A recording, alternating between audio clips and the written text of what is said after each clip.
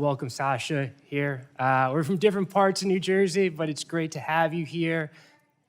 Rarrington, I'm from Jersey City, and I appreciate you coming here and sharing your story with us, because so many people from across New Jersey and across the country have shared their story, and it's so important that we listen to those stories as we make the decisions that we have to make here today. I brought someone from my district who couldn't be here in person, but they're here. This is Belinda and her son Kabir. Her son receives home health care funded by Medicaid. He has since he was 13 years old. Since then, his home health aide, Antoinette, has been like his second mother. Thanks to the services that Antoinette provides, Belinda is able to work and help provide for her 2 children. In addition to helping with basic needs, Antoinette takes Kabir for walks on beautiful days and chats with him about his interests. Belinda says, "My greatest joy is seeing Kabir smile and knowing he is in good hands." And if you look at the face of Belinda, that's a mother's love in those eyes. And if you look at her son Kabir, that's a smile of someone who's well taken care of.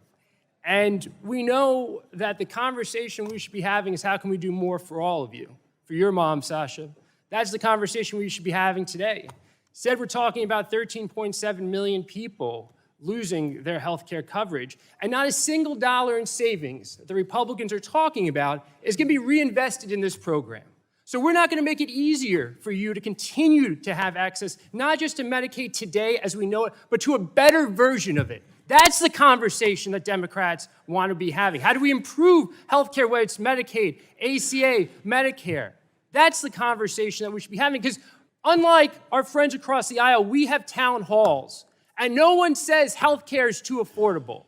No one says healthcare in this country is too accessible. We have too much of it. Not one person in any of our town halls has said that. So what are we doing here today?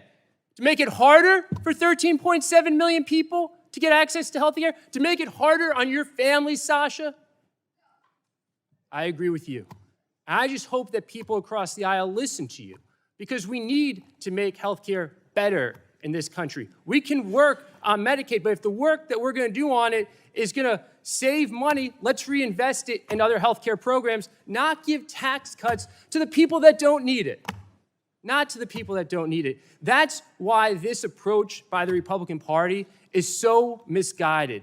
That's why we know that when they're running for office, they say they won't touch Medicaid, Medicare, Social Security, but today we know that we are cutting Medicaid, and 13.7 million people like yourself will suffer, and that is entirely unacceptable. Thank you so much for being here, and I hope I get to see you after we're done today. Thank you. The gentleman yields. The gentleman from California is recognized for 3 minutes for his opening statement. Thank you, Mr. Chair. These indefensible cuts are more than just numbers.